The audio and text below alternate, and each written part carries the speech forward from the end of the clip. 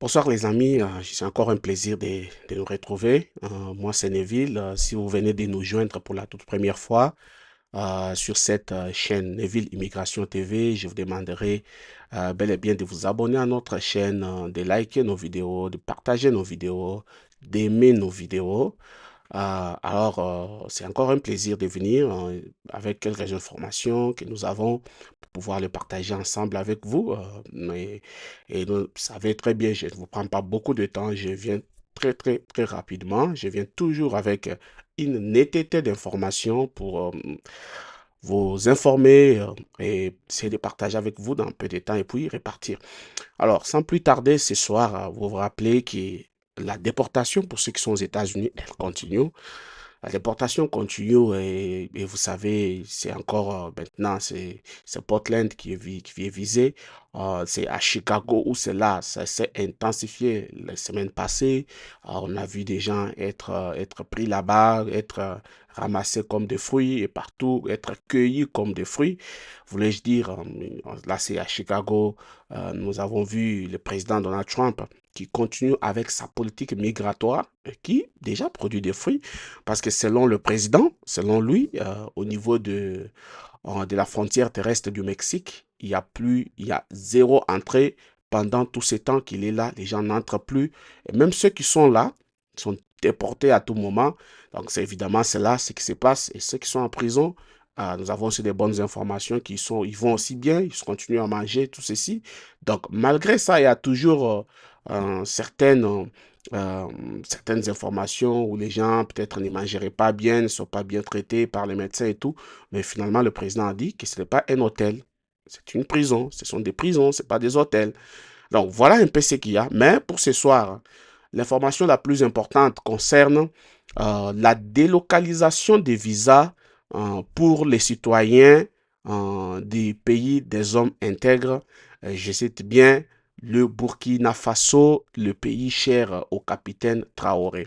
Comme vous le savez, la semaine dernière, cela a commencé par une rumeur au niveau des réseaux sociaux. Vous savez, les réseaux sociaux, parfois, sont toujours là. Hein. Nous sommes là dans les réseaux sociaux, nous vous informons. Alors, les réseaux sociaux, parfois, informent très rapidement que les médias, ce qu'on appelle les legacy media, les réseaux sociaux informent très rapidement. Par l'étruchement des réseaux sociaux, euh, les Burkinabés se sont réveillés en voyant que non, désormais, leur passeport, leur dossier, en fait, leur visa seront délocalisés vers les pays que nous appelons le Togo. Donc, pourquoi? Parce qu'ils ont déjà, là-bas au Burkina Faso, ils ont une représentation. Donc, c'est comme un consul. Ils en ont déjà là-bas. Ils en ont. Donc, ce sont des gens qui ne sont pas vides. Ils en ont. Alors, pourquoi alors ces déplacements? Alors, les gens ont commencé à interpréter chacun de sa manière, chacun de la manière qu'il le voudra. Mais laissez-moi vous proposer très rapidement le ministre des Affaires. On appelle le ministre des Affaires euh, étrangères ou de la coopération du, euh, euh, du du Burkina Faso qui va bel et bien vous donner les raisons de ces faits. Alors, voilà un peu ce que j'ai voulu vous proposer tout de suite pendant que vous allez l'écouter. Moi, je suis là. Et restez très bien branchés. Vous allez écouter les bonnes raisons parce que déjà, il y a d'autres personnes qui donnent des raisons multiples. Hein. Il y a des gens qui donnent des raisons multiples. Oh non, parce que. Mais le ministre va vous donner des raisons qui font à ce que cette situation, qui sont à la base de cette délocalisation de, des interviews du Burkina Faso, du pays des hommes intègres, vers le Togo. Écoutez le ministre et on va tous les suivre ensemble. Hum, Je crois pouvoir vous passer d'abord l'image pendant que nous la projetons. Il est avec nous ce soir sur ce plateau de 20 heures, le ministre des Affaires étrangères, de la coopération régionale et des Burkinabés de l'extérieur est venu nous fournir de plus en plus d'informations sur la procédure d'obtention du visa américain pour les citoyens burkinabé suite à une information qui circule sur les réseaux sociaux faisant état d'une nouvelle décision prise par les autorités américaines. Bonsoir, Monsieur le ministre. Bonsoir, Mme Kélé. Alors, de cette information qui circule sur les réseaux sociaux, on apprend que les citoyens burkinabés, demandeurs de visa américain, devront désormais se rendre à Lomé au Togo pour les formalités. Est-ce que vous confirmez? Je dois dire que c'est avec surprise, effectivement, que nous avons reçu ce soir même une note verbale de l'ambassade des États-Unis à Ouagadougou qui nous a confirmé effectivement cette rumeur jusque-là qui circulait sur les réseaux sociaux.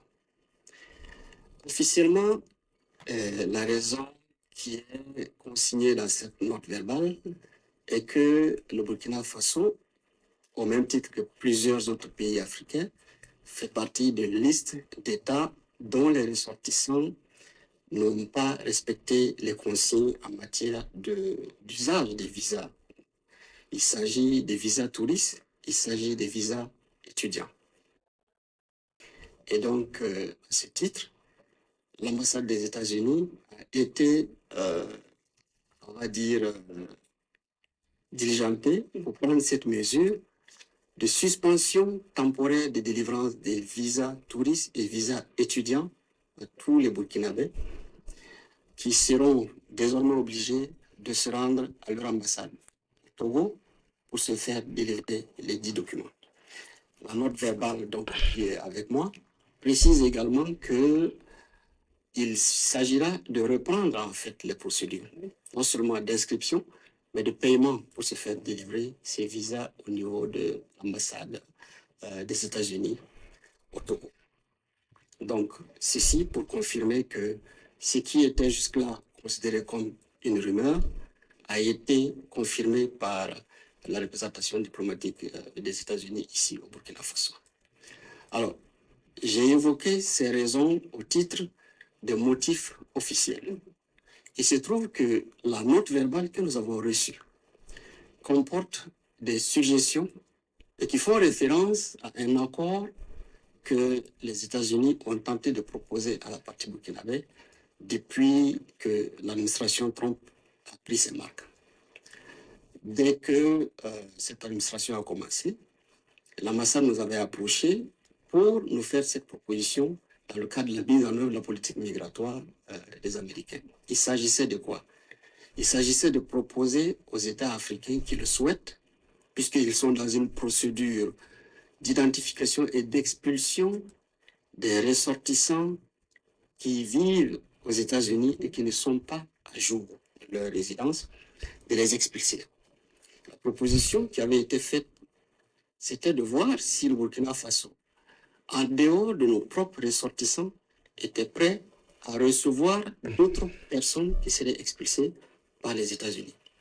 Naturellement, cette proposition que nous avions jugée en son temps indécente est totalement contraire à la valeur de dignité qui fait partie de l'essence même de la vision du capitaine Ibrahim Traoré. Nous avons dit que le Burkina Faso ne pouvait être cette destination. Après cela, nous avons eu plusieurs rencontres, toujours dans le même sens, et on a compris qu'il tenait à ce que cette mesure, nous puissions y accéder. À la faveur de l'adoption du décret portant gratuité des visas, ils sont encore revenus à la charge pour dire nous voyons qu'il y a un esprit panafricain, et puisque les... Alors, j'aimerais d'abord couper la vidéo pour essayer un peu de vous en parler. Donc, en fait, comme vous le savez, quand le président Trump est entré au pouvoir, il a demandé à plusieurs États, parce que la loi exige en matière de déportation que les pays qui accueillent doivent d'abord accepter. C'est ainsi que vous avez vu, par exemple, pour le cas du Congo, la RDC a accepté récemment que les ressortissants congolais puissent être déportés. C'est la première fois que des avions ont atterri en République démocratique du Congo, déportant ainsi les citoyens peut-être congolais et d'autres nationalités. Alors, pour ce qui est de l'Amérique, du continent américain, il y a eu, par exemple, le Salvador. C'était le seul pays qui avait accepté d'accueillir les déportés des États-Unis, le président Trump appelle chaque jour des criminels, selon lui. Alors, cette situation, cette campagne a continué. Et cependant, il y a certains pays qui ont accepté de les recevoir. En Afrique, nous avons l'Ouganda, nous avons le Rwanda, nous avons le Ghana. Il y a des pays. D'ailleurs, quand le Ghana a accepté, de l'autre côté du Ghana, on a donné quelques avantages en matière d'immigration. Donc, vous acceptez, on vous donne quelques avantages. Vous refusez, on vous pousse à bout, on vous bloque. C'est exactement ce qui se passe. Alors, maintenant, pour le cas du Burkina Faso, j'aimerais un peu vous rappeler, peut-être, je crois, le ministre le dira. Le Burkina Faso a d'abord, le président Traoré a pris une décision selon laquelle tous les Africains peuvent se rendre au Burkina Faso sans visa, juste pour touristique. Donc c'est le premier pays qui a ordonné à tous les Africains de se rendre sans visa. Oh, mais ça c'est un acte de bravoure, c'est un acte patriote, c'est un acte panafricain. C'est comme ça que les Américains ont compris. Oh, mais comment vous acceptez de les prendre comme ça, mais sans que vous refusez que nous puissions déporter les gens vers le Burkina Faso. Parce que vous vous rappelez aussi, les Soudans avaient reçu, quand les Soudans a voulu dire non, ce ne sont pas les miens, on a pris les décisions. Le président Trump a pris des décisions pour sanctionner le Soudan. Alors, il y a beaucoup de pays qui ont subi ça. Vous savez, au début du mandat, les 6 premiers mois, ça n'a pas été facile. Les 5 premiers mois, ça n'a pas été facile. Alors, pour le Burkina Faso, ils disent que non, nous allons, nous, recevoir des gens qui sont libres. Les gens qui viennent librement pour venir se promener.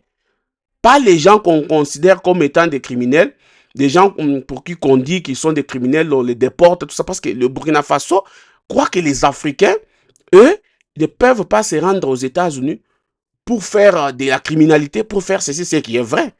Quand vous entendez beaucoup de choses de la criminalité, on a tué ici, là-bas et tout, ce ne sont pas les Africains. Les Africains viennent à la recherche de leur vie. Ils travaillent quelque part, comme moi et vous, nous travaillons, nous gagnons quelque chose, nous investissons chez nous. C'est comme ça que les Africains font. Ils ont d'abord des familles qui sont stables. Ils veulent même, pour mieux dire, appliquer la morale dans leur foyer. Mais cependant, parfois, ils se trouvent troublés, ils se trouvent bloqués par la loi du pays, le manque de morale et toutes ces histoires que vous connaissez. Vous avez des enfants, vous connaissez ce qui se passe dans ces pays, l'Amérique. Alors, le président Traoré a compris qu'on ne pouvait pas traiter les Africains comme ça. C'est comme ça qu'il a rejeté cette offre. Alors, maintenant, cette décision vient comme étant la réponse du berger à la bergère. Pourquoi tu as refusé? Comme ça, nous allons vous punir. Alors, écoutons une partie pour voir ce que le ministre dit. Écoutez encore cette partie ici. Les visas sont gratuits. Est-ce que vous êtes disposé à recevoir des ressortissants non burkinabés, mais qui souhaiteraient se rendre au Burkina Faso? Notre réponse était assez claire. Tout ressortissant africain désirant se rendre au Burkina Faso en toute liberté, qui paye son billet, est la bienvenue ici au Faso. Il décide de lui-même, il achète son billet, on lui donne le visa gratuit, il peut venir au Burkina Faso. Des ressortissants qui sont sous les injonctions de choisir une destination, parce que nous sommes un pays à visa gratuit, nous saurons être une destination de déportation. Cette vision était assez claire. Le Burkina Faso est une destination. Le Burkina Faso n'est pas une terre de déportation. Et nous avons précisé cela en disant que la décision du capitaine Ibrahim Traoré, qui a consisté à offrir l'hospitalité à tous les Africains, ne saurait être assimilée à une opportunité pour un pays tiers de se débarrasser de certaines populations que ce pays considère comme indésirables. Nous restons une terre d'accueil, une terre ouverte à tous les Africains, tant qu'ils le souhaitent, ils prennent la décision de venir en toute liberté. Rien qu'hier, j'ai eu une audience avec l'ambassade des États-Unis, audience au cours dont il y a là. Encore revenu sur cette question. Ça faisait la énième fois qu'on en discutait, parce que lorsque j'étais à l'Assemblée générale des Nations unies à New York, j'ai eu à échanger avec le sous-secrétaire d'État chargé de cette question.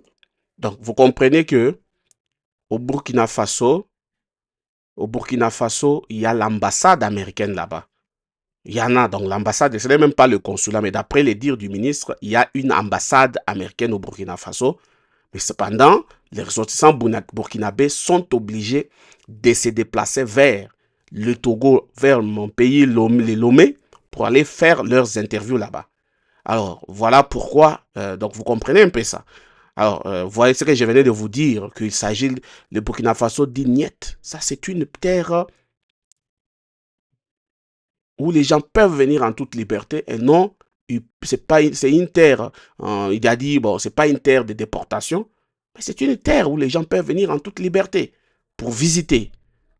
Donc voilà un peu. Alors, poursuivons avec les ministres, et puis on est là, on se poursuit avec les ministres pour voir ce que les ministres est en train de nous dire. Euh, je crois que quelque chose. Et qui est encore revenu sur l'opportunité de la gratuité des visas qu'ils pouvaient utiliser pour nous faire cette offre.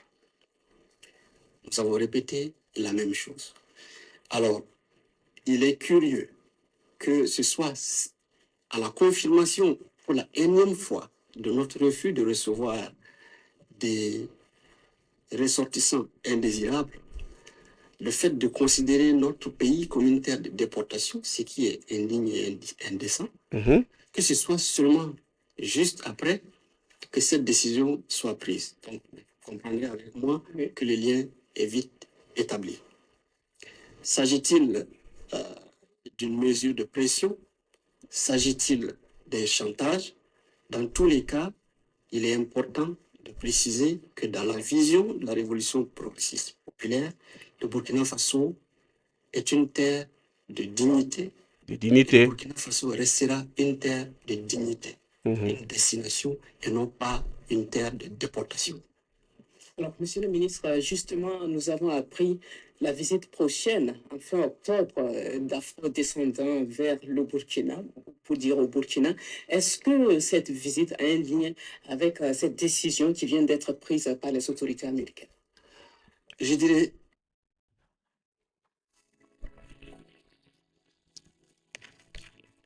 Here at Chipmunk.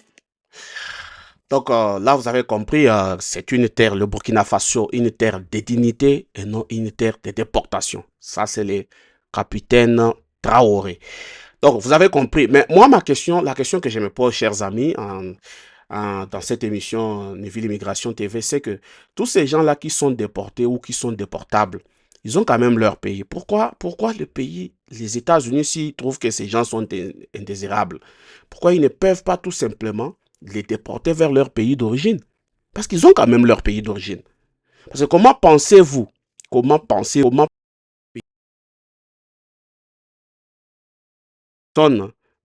qu'un pays tiers accepte de recevoir de personnes qui sont...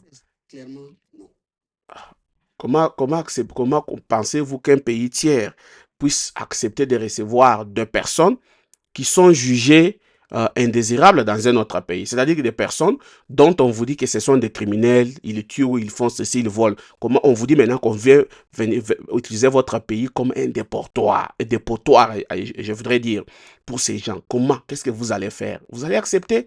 Mais parce qu'ailleurs, là, ils sont refusés avec des raisons que ce sont des gens, ce sont des criminels. Mais comment vous allez les accepter? Voilà un peu la question que nous allons nous poser. Alors moi, je pense que c'est un peu ça.